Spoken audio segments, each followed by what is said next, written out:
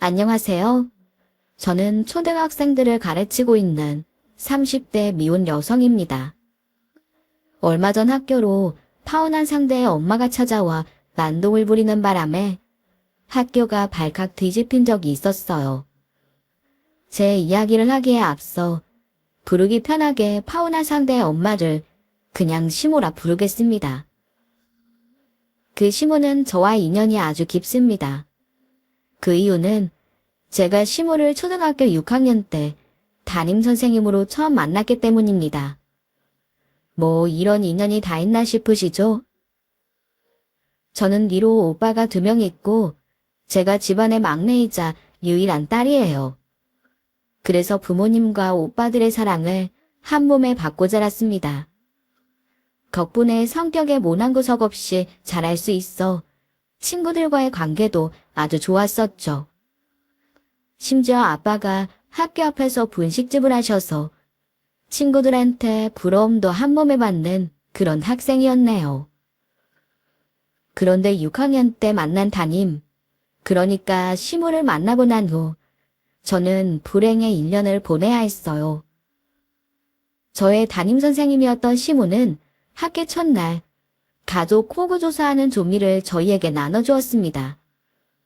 부모님의 학력과 현재 직업, 그리고 월 평균 수입, 사는 집의 형태, 그러니까 집이 전세인지 월세인지 아니면 자가인지 모든 정보를 싹 다 적어오라고 하더군요. 저는 저희 가족에 대한 부끄러움도 없었고 분식을 하는 아버지가 자랑스러웠기 때문에 모든 사실을 솔직하게 적어 선생님께 제출하였습니다.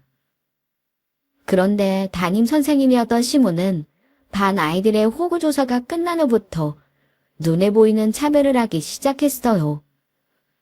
분식집 딸이라 늘 친구들에게 부러움을 받던 저였지만 담임이었던 시모 눈에는 성에 차지 않는 형편이었는 듯 했습니다.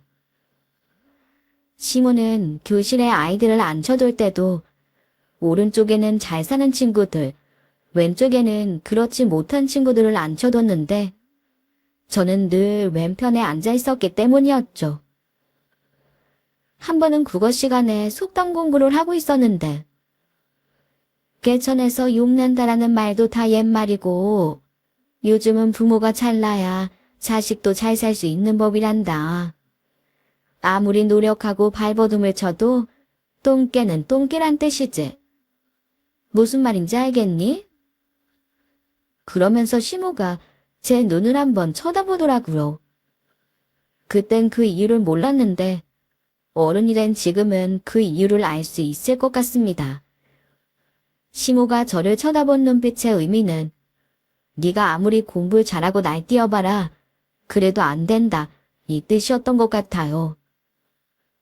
저와 같이 1년 내내 왼쪽에 앉아있는 친구들은 체육 시간에 다른 아이들이 축구를 하고 피구를 할 때 운동장에 있는 돌을 줍는다던가 학교 텃밭에 가서 잡초를 뽑는다던가 하는 잡일을 해야만 했네요. 그러던 어느 날 한 번은 시모가 일기장을 검사하다가 누군가의 일기장을 찢으며 화를 내기 시작했습니다.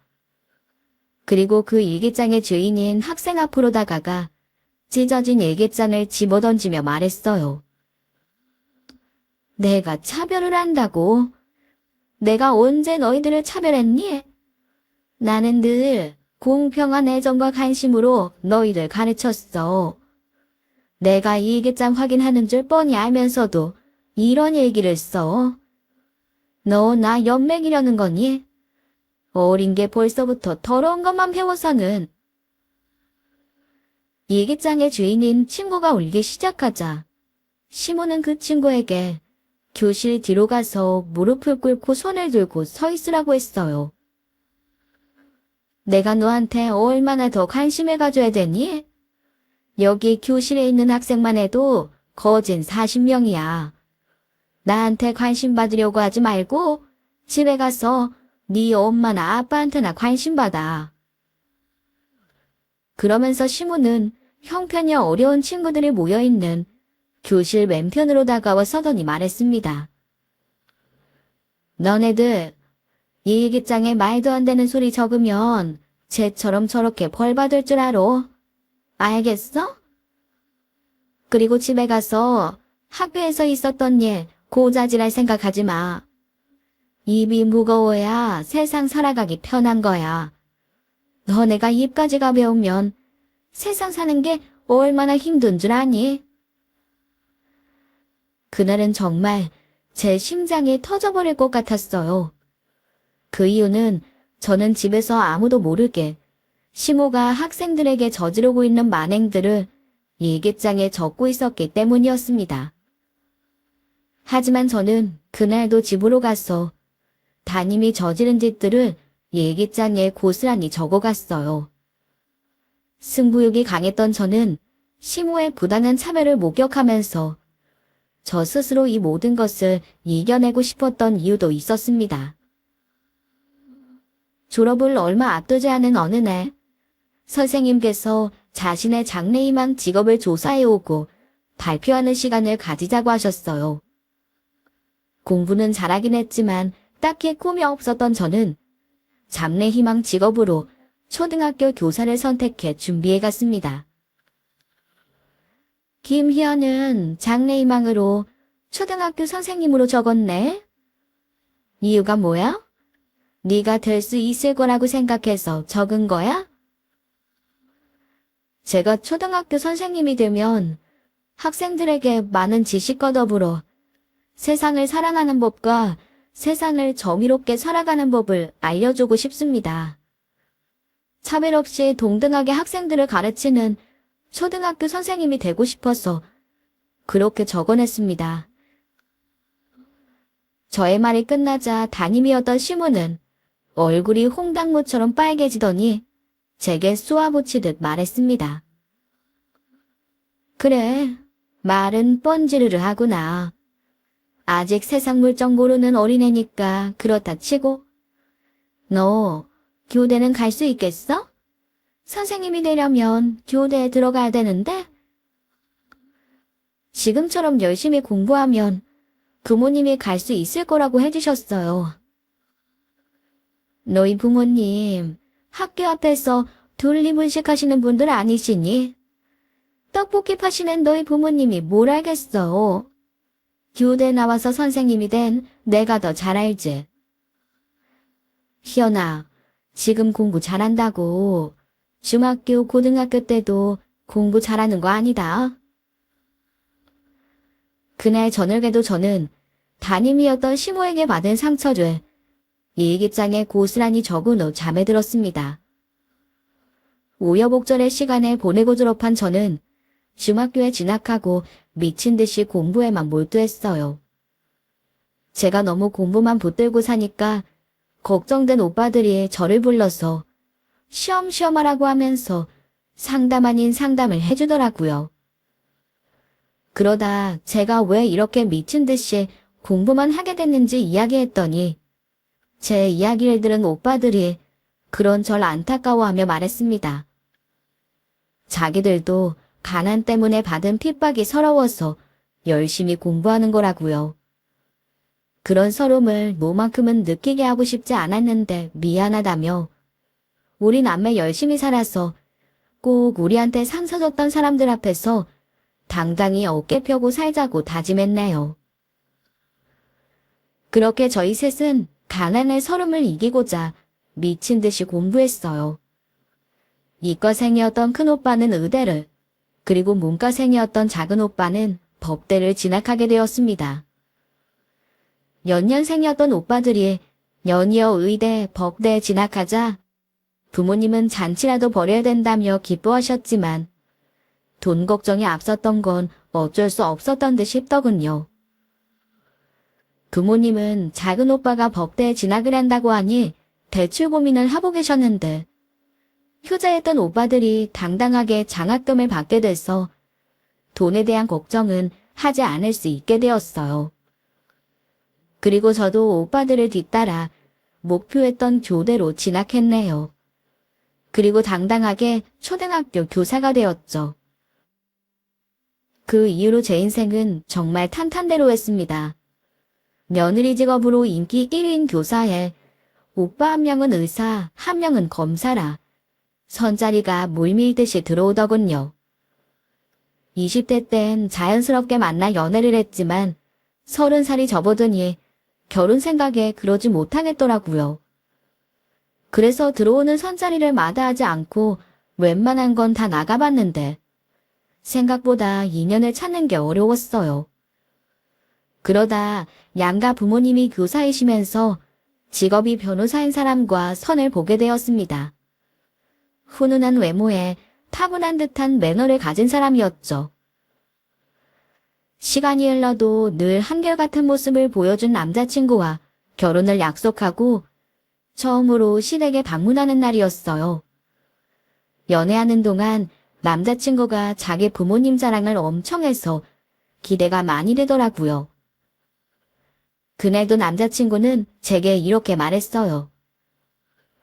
우리 아버지 말씀이 적으시긴 하지만 섬세하신 분이시고 엄마는 다정하고 사랑이 넘치시는 분이야. 특히 우리 엄마는 너 만나기 일주일 전부터 신나서 노래를 흥얼거리시더라니까. 남자친구가 다정하고 사랑이 가득한 사람이니 남자친구 부모님도 당연히 그런 분들이실 거라고 기대를 하며 남자친구 집에 들어섰습니다. 예상대로 남자친구 부모님은 문 앞에서 저희를 반갑게 맞이해 주셨어요. 희연양, 어서 와요. 오늘아 힘들지 않았어요? 이제서야 만나게 되다니 나 정말 너무 기뻐요. 안녕하세요, 어머님. 처음 뵙겠습니다. 저도 만나서 너무 기뻐요. 예비 시모는 저를 보자마자 따뜻하게 안아주셨는데 그때 기분은 정말 날아갈 듯 했어요. 이 집안에서 내가 환영받고 있구나 라는 걸 온몸으로 체감했습니다. 그러자 시모를 유심히 보는데 어디선가 많이 본 듯한 낯이 익은 얼굴인 거예요. 그리고 그 순간 저는 온몸이 굳어버리고 말았네요. 그러자 시모가 당황하며 물었어요. 희연 양, 왜 그래요? 어디 아파요? 아니면 제가 갑자기 불편한 거예요? 아니에요. 화장실이 급해서요. 죄송합니다. 화장실로 도망온 저는 예비 시모가 제게 잊지 못할 상처를 안겨준 6학년 때 담임선생님이라는 걸 알게 된 거죠. 그때 그 악마 같은 선생님을 예비 시모로 만나다니 머릿속이 너무 어지러웠습니다. 아는 척을 해야 되나 말아야 되나라는 고민부터 이 결혼을 해도 되는 것인가라는 고민까지 머릿속엔 복잡한 고민들로 가득 차고 말았네요. 그래도 일단은 오늘은 무사히 넘겨야겠다는 생각에 아무렇지 않게 식사 자리에 동참하게 되었는데 제게 궁금한 게 많았던 시모가 계속해서 질문을 던지더군요. 말 편하게 해도 되죠? 내가 희연 양 만나면 물어볼 게 너무 많았거든. 말 편하게 하면 나도 편하게 물어볼 수 있을 것 같아서. 네, 두 분 다 말씀 편하게 해주세요. 오빠가 2명인데 한 명이 검사해, 한 명이 의사라면서요? 부모님들이 자식 농사를 어쩜 그렇게 잘 지었을까 몰라. 네. 오빠들이 어릴 때부터 스스로 공부를 열심히 했었어요. 저도 오빠들 덕분에 보고 자란 게 있어서 열심히 했고요. 부모님은 부족한 부모 밑에서 훌륭하게 커줘서 고맙다고 좋아하세요. 제가 아는 시모라면 검사, 의사라는 사회적으로 명예가 높은 직업을 가진 오빠들이 제 조건 중 하나라고 생각할 것 같았어요. 제 대답을 듣던 시모가 의아하다는 듯 이야기하더군요. 부족한 부모라니. 사업하시는 훌륭한 분들이셔서 자식들한테 지원도 넉넉하게 해주니 오빠들이랑 희연이 네가 이렇게 잘 자랄 수 있었던 건데. 아유, 부모님들이 참 겸손하시기도 하지. 시모 입에서 사업이라는 단어가 나와서 순간 흠칫하긴 했는데 그 말을 굳이 정정해주고 싶진 않았습니다. 눈치를 보니 시모는 저희 아버지가 분식집을 하시는 걸 모르는 게 분명했고 시모가 생각하는 사업이 그 사업이 아닌 분식집을 하는 걸 알게 되면 분명 모발대발할 게 눈에 보였기 때문이었어요. 그러니까 당장은 그 상황을 회피하고 싶었네요. 그날은 무사히 자리를 끝내고 남자친구와 집으로 돌아가는 길, 제가 남자친구에게 조심스럽게 물었습니다. 어머님이랑 아버님, 우리 아빠 분식집 하시는 거 모르고 계시지? 아까 우리 부모님 사업하시는 걸로 알고 계시던데 말씀 안 드렸어. 우리 중매해준 이모가 처음에 엄마한테 장인어른 사업하시는 분이라고 하셨거든. 분식집도 사업은 사업이니까 그저 엄마한테 분식집 한다고 말 안 했어. 그래서 아직 모르고 계셔. 지금이라도 말씀드려야 되지 않을까? 우리 아버지 분식하시는 거 알고 싫어하시면 어떡해. 에이, 우리 엄마랑 아빠를 뭘로 보고 그래. 두 분 다 절대 그런 분 아니시니까 걱정하지 마. 그리고 분식집 하면 어때? 형님들이 검사해 우선들. 남자친구는 대수롭지 않다는 듯 말했습니다. 하지만 제가 아내 시모라면 저희 아버지가 분식집을 하는 걸 싫어할 게 분명했어요. 아니요, 싫어하는 걸 넘어서서 파혼 이야기까지 꺼내실 분이셨습니다. 그땐 정말 남자친구랑 헤어지는 게 너무 싫었기 때문에 시모가 저의 초등학교 6학년 때 담임 선생님인 걸 밝히지 않고 저만 입 다물고 결혼하면 그만이라고 생각하기도 했어요. 그럼 아무 문제 없을 거라고 생각했거든요. 하지만 아빠가 분식집을 하는 건 다른 이야기였어요. 숨길 수도 모른 척을 할 수도 없는 일이었죠. 너무나 큰 시한폭탄을 안고만 있는 것 같아 눈치를 봐서 상견례 전에 반드시 시모에게 아버지가 무슨 일을 하는지 말씀드려야겠다고 생각했습니다.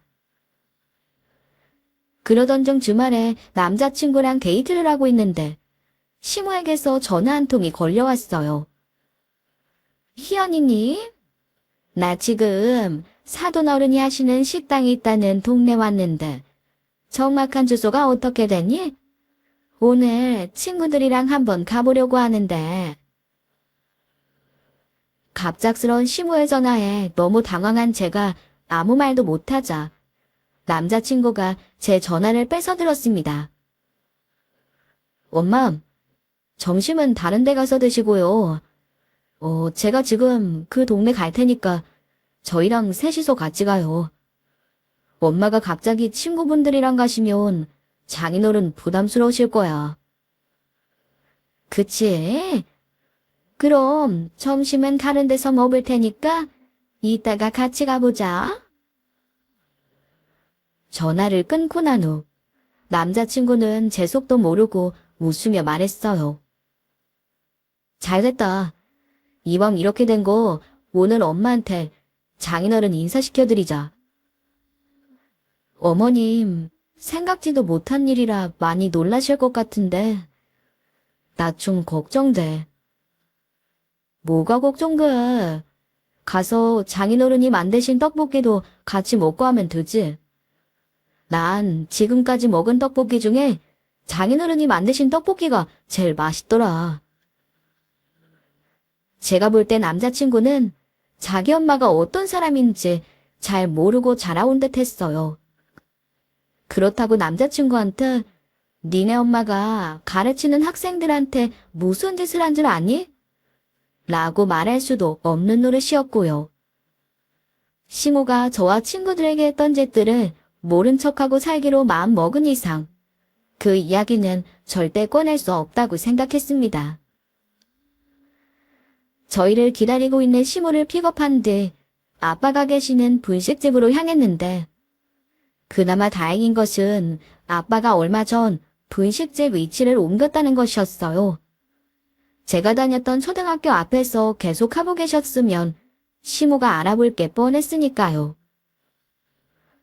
차를 타고 분식집으로 이동하던 중 시모에게 궁금했지만 물어볼까 말까 고민했던 질문을 용기 내서 물어봤습니다. 어머님, 교직 생활 오래 하셨잖아요. 그동안 가르쳤던 학생들 다 기억하세요? 어머, 얘, 그걸 어떻게 다 기억하니?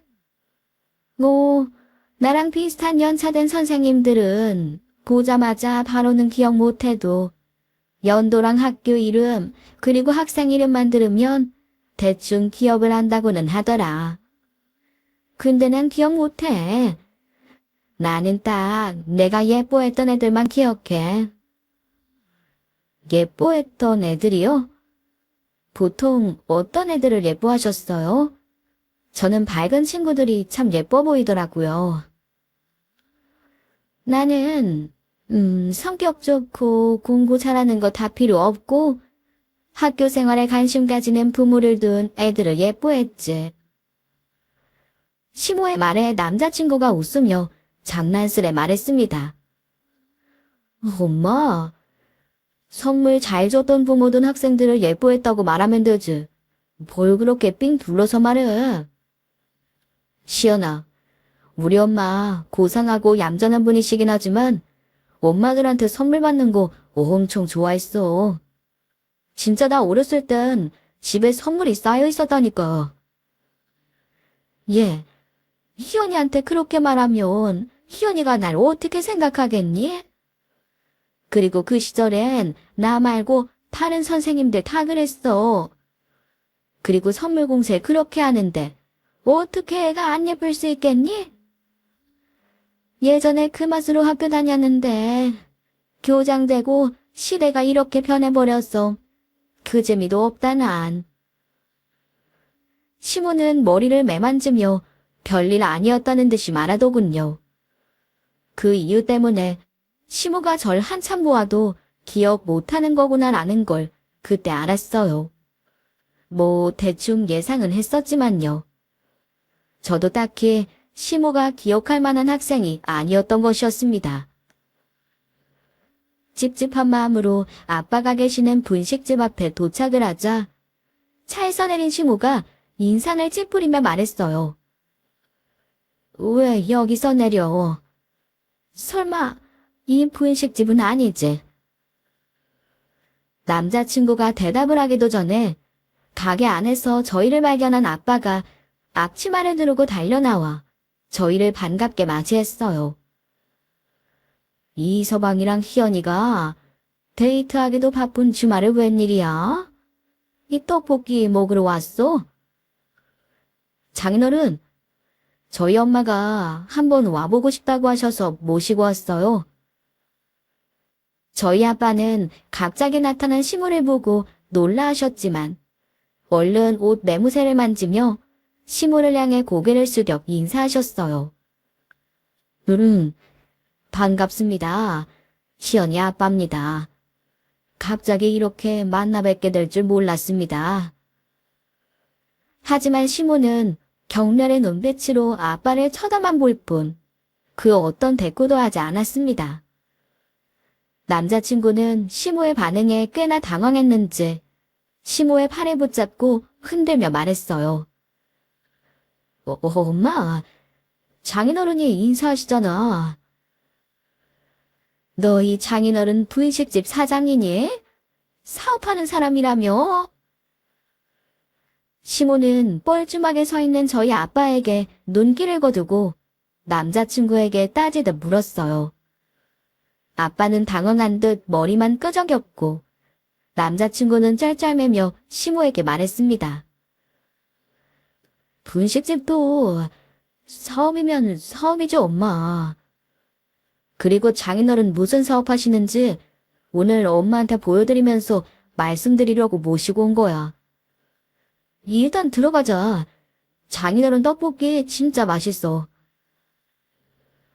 남자친구는 무작정 시모를 가게 안으로 둥 떠밀었습니다. 그러면서 떡볶이를 퍼담더니 잔뜩 화가 나 있는 시모 앞에다가 내려놓았죠. 저랑 아빠는 시모 눈치만 보며 시모 반대편에 앉아 있었는데 시모는 남자친구가 테이블 위에 올려둔 김이 폴폴 나는 떡볶이를 한참 떨어져라 쳐다보더니 그대로 떡볶이 접시를 뒤집어 엎어버리더군요. 손님이 없다는 게 처음으로 다행이란 생각이 들었습니다. 엎어진 떡볶이 국물이 테이블 밑으로 쏟아지자 깜짝 놀란 저와 아빠가 자리에서 일어섰어요. 하지만 금세 시모가 소리치는 소리에 아무것도 할 수가 없었습니다. 무식한 분식점 사장 딸인 줄 알았으면 내가 이 결혼 허락했을 것 같아. 작은 식당 하는 것도 마음에 안 들던 거 오빠들 직업 보고 허락해줬구만. 시모는 주먹을 꽉 쥐고 손을 부들부들 떨며 말했어요. 사람을 속여도 이딴 식으로 속여. 그것도 2년씩이나? 사돈은 제가 분식집 하는 걸 그동안 모르고 계셨습니까? 아빠의 얼굴에도 당황과 분노가 차 있었지만 화를 참으며 시모에게 묻는 게 목소리에서 느껴졌습니다. 네, 몰랐습니다. 도대체 그쪽은 딸을 어떻게 키웠으면 애가 이 모양입니까? 희연이 너는 너희 아버지 분식집 하는 게 부끄러워서 그동안 말 안 한 거니? 강증이 넌 알고 있었어. 엄마, 희연이가 속인 게 아니라 내가 이야기 안 한 거잖아. 희연이는 말하자고 했는데 난 이것도 사업의 일종이니까 엄마가 나중에 알아도 상관없다고 생각했어. 네가 속였다고? 그럴 리가 없어. 내가 널 어떻게 키웠는데 네가 거짓말을 하니? 그리고 이딴 분식집이 무슨 사업이야? 할 줄 아는 것 없는 무식한 사람들이나 하는 짓거리지. 시모는 자리에서 박차고 일어나 분식집 밖으로 나가버렸어요. 아빠도 화가 많이 난 듯 했지만 저 때문에 꼭 눌러 참고 있는 듯 하더군요. 그러면서 남자친구에게 말했습니다.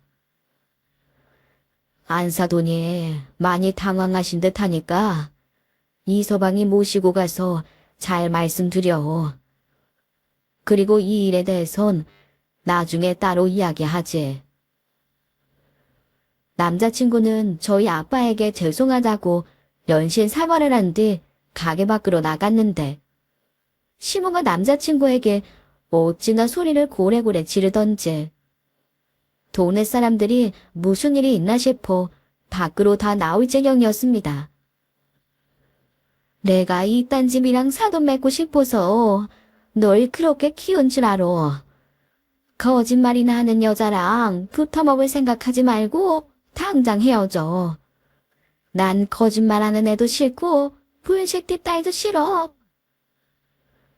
시모는 그 말을 마지막으로 남자친구의 차를 타고 사라졌어요. 남자친구와 시모가 사라지는 걸 보고 난 후 저는 자리에 주저앉아 눈물을 흘리고 말았습니다. 저만 생각한 바람에 아빠에게 상처를 준 것 같아 너무 죄송스러웠네요. 아빠는 그런 저를 다독이며 말했습니다. 시연아, 아빠는 저렇게 아나무인인 시모가 있는 집에 너 시집 보내기 싫다. 벌써부터 사람의 조건을 가지고 상처를 주고 우리 딸 홀리는 집에 아빠가 어떻게 마음 편히 시집을 보낼 수 있겠소? 그날 있었던 이야기를 들은 엄마와 오빠들은 결혼을 결사 반대했어요. 하지만 저는 막무가내로 상견례 날짜를 잡아 가족들에게 일방적으로 통보했습니다.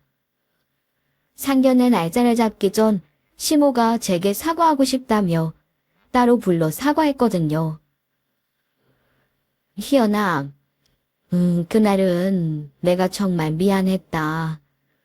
2년 동안 감쪽같이 날 속였다는 사실에 너무 화가 나서 하면 안 될 짓을 했어. 사실 내가 그렇게 예의 없는 사람이 아닌데 말이야. 아니에요, 어머님. 2년 동안 속았다는 생각이 들면 저라도 화가 났었을 거예요. 사돈 어른께는 상견례 때 꼭 사과 말씀 드리도록 할게. 사돈 어른 많이 당황하셨지? 갑자기 태도를 바꾼 시모의 의중이 궁금했지만 최대한 아무렇지 않은 척하며 말했습니다. 아빠가 속상해하시기는 했지만 제가 결혼을 하겠다고 하니 별 말씀 못하세요. 내가 그날 속았다는 생각만 했지 너희 오빠들이 의사의 검사인 걸 까맣게 잊고 있었지 뭐니? 분식집 사장이어도 자식들이 의사의 검사면 그게 무슨 문제가 되겠나 싶더라고. 저희 오빠들 직업 때문에 화가 좀 가라앉으신 거요? 그래. 개천에서 용은 절대 안 난다고 생각했는데 너희 남매들이 딱 그 모양이더라고. 개천에서 용 만든 부모면 인정해줘야 되지 않겠니? 칭찬하는 듯 사람을 무시하는 말을 어쩜 아무렇지 않게 할 수 있는 건지. 시모는 참으로 대단한 사람이란 생각이 들었습니다. 그래서 제가 시모에게 물었어요. 제가 요즘 애들한테 속담 수업을 하고 있거든요. 어머님은 개천에서 욕난다라는 말을 어떻게 설명하면서 가르치셨어요? 나는 예나 지금이나 생각이 똑같아. 개천에서는 절대 욕 못 난다는 생각은 변함없지. 그 말은 우리 어릴 때나 가능한 말이지. 너네 어릴 때나 지금 그 말이 가능하니. 부모 잘 만나야 자식들도 잘 사는 법이야. 우리 강준이만 봐도 그렇잖아? 훌륭한 교사 부모 밑에서 자랐으니 변호사 했지? 동네 구멍가게 하는 부모 만났으면 쟤도 몸 쓰는 일이나 했을 거야. 그러면서 시모는 차를 우아하게 마시더니 저를 향해 눈웃음을 보이시더군요. 시모 집에서 나오자마자 남자친구가 제 두 손을 잡으며 말했어요. 우리 엄마가 좀 그렇지? 나도 우리 엄마가 저런 사람인 줄 이제서야 알았어. 자꾸 상처만 줘서 미안해. 넌 너희 엄마가 잘못된 걸 알고는 있어? 당연하지. 그래서 엄마한테 자꾸 그럼 엄마랑 연 끊고 살겠다고 협박했더니 저렇게 마음을 고쳐먹은 거야. 우리 오빠들 직업 때문이 아니라 네가 협박을 해서 저러시는 거라고. 형님들 직업도 한몫했지만 애지중지 키운 하나밖에 없는 변호사 아들이 연 끊고 살 거라니까 무서웠나 봐. 그래서 저래. 시모의 태도가 바뀐 이유가 남자친구 때문이라는 걸 확실하게 알게 된 제가 남자친구에게 물었습니다. 지금은 저렇게 져주시지만 나중에도 계속 우리 아빠 분식집 사장인 거 가지고 뭐라고 막말하시면 어떡할 거야? 아까도 사과하는 척하면서 은근 무시하시던데. 그럼 나 진짜 엄마랑 연 끊고 살 거야. 사실 너한테 솔직하게 말 안 한 게 있는데 우리 부모님 두 분 사이 안 좋으시거든. 겉으로만 좋아 보였던 거지. 아빠가 결혼 생활 내내 엄마한테 질려했던 이유를 몰랐는데 이제야 알 것 같아. 그러니까 엄마가 한 번만 더 너랑 장인어른 무시하면 내가 엄마랑 연 끊을게. 약속해. 남자친구의 약속에 저는 상견례만큼은 무조건 강행해야겠다는 생각이 들었습니다. 상견례 날 시모가 저희 아버지 가게에서 저지른 만행 때문에 부모님 그리고 오빠들이 작점을 간단히 하고 상견례장으로 향했어요. 우리 가족이 상견례 자리에 도착하자 시모는 자기가 했던 짓은 까맣게 잊은 채 뻔뻔하게 웃으며 맞이하더군요. 사돈어른 오셨어요. 아휴, 그날은 제가 결례가 많았죠? 사돈어른도 자기 자식 가진 입장에서 제 맘 이해해 주실 거라고 생각합니다. 실컷 고생해서 변호사 아들 만들어놨는데 구인식 집딸한테 장가 간다고 하면 어떤 엄마가 좋다고 하겠어요. 그쵸? 사돈어른도 의사 검사 아들 구인식 집딸한테 시집 보내기 싫으시잖아요. 안 그러세요? 시모의 말에는 가시가 있는 듯 했고 아빠는 그 말에 이렇게 말씀하시더군요. 저는 며느리들의 집에 구인식 집이든 뭐든 상관 안 합니다. 그런가? 하긴 사돈어른이 분식 집을 하는데 상대방 집안 따지긴 좀 그렇긴 하죠? 제가 그 생각을 못했네요. 초등학교 교장인 저랑 다르긴 하죠. 어허허허허. 그나저나 우리 의사 사돈, 검사 사돈 손 한번 잡아볼까? 웃으며 사람을 욕보이는 시모 때문에 시부는 긴 한숨을 쉬었고 남편은 시모의 등 뒤에서 죄송하다고 두 손을 비벼댔어요.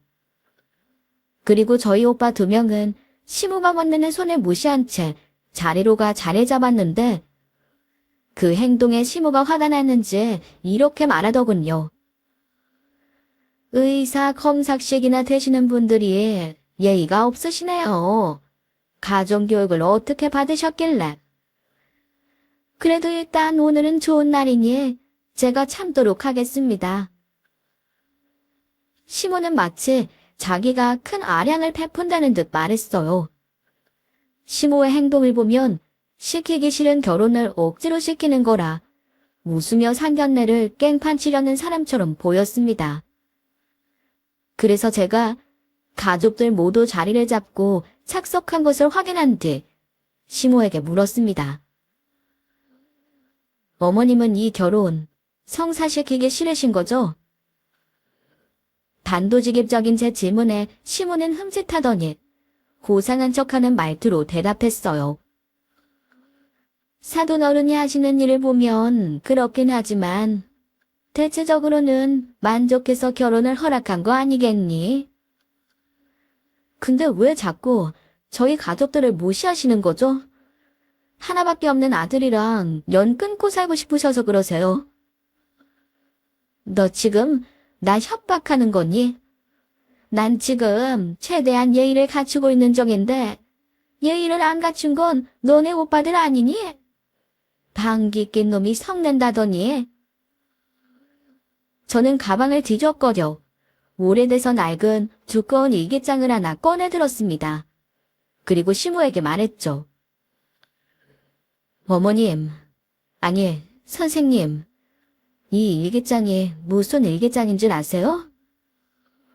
그걸 내가 어떻게 아니? 그리고 왜 갑자기 날 선생님이라고 하는 거야? 저 기억 안 나세요? 20년 전 땡땡 초등학교 6학년 7반 김희연이잖아요. 그때 제 담임 선생님이 어머님이셨고요. 제 말에 시모는 순간 토끼 눈을 하며 놀래더니 입을 꼭 다물고 아무 말도 하지 않았습니다.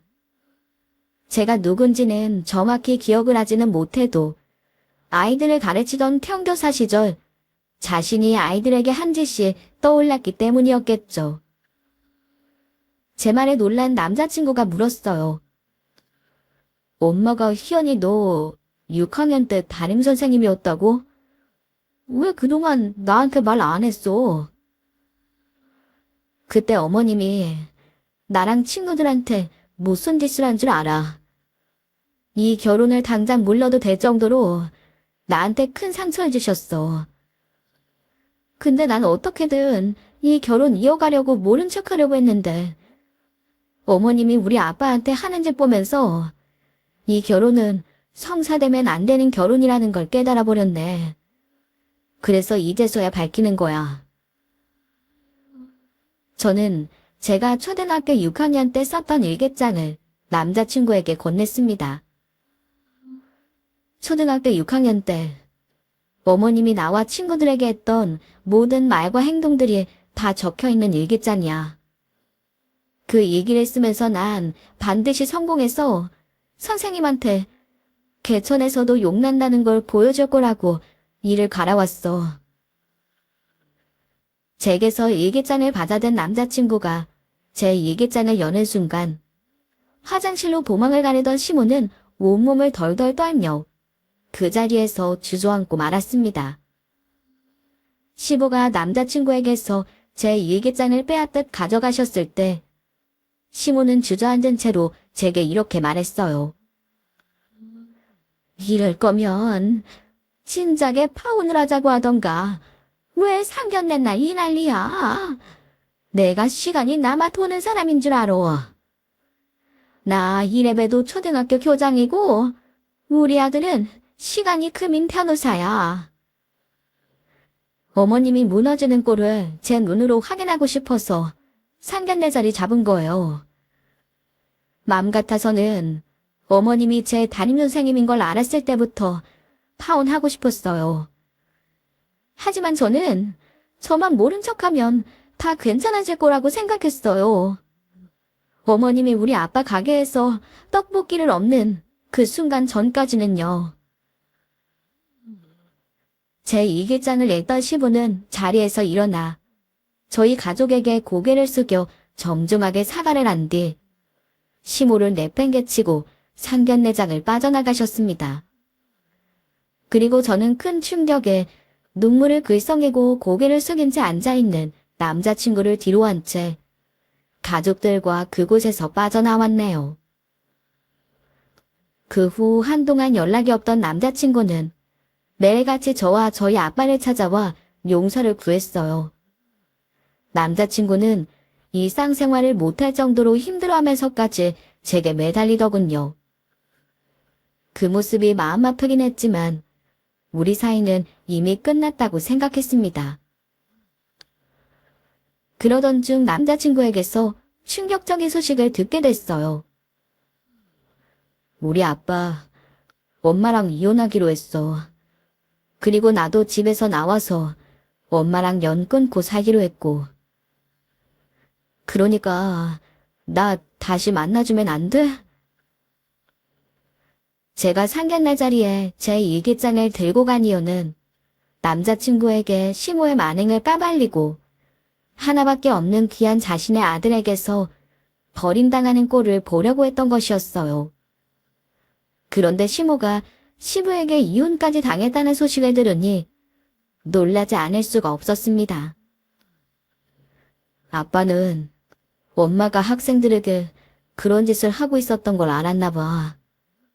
그래서 학교 선생님들 사이에서 소문이 안 좋아서 아빠가 엄마 때문에 다니던 공립을 그만두고 사립학교로 옮겼던 거였대. 근데 그때 일을 이렇게 직접 듣게 되시고 엄마가 했던 짓들을 상세하게 알게 되니까 엄마랑 더 이상 한 집에서 살지 못하겠는지 이혼을 선택하셨어. 제 예상을 넘어 시모가 이혼을 당했다고 하니 마음이 찝찝하긴 했지만 동정할 정도는 아니라고 생각했어요.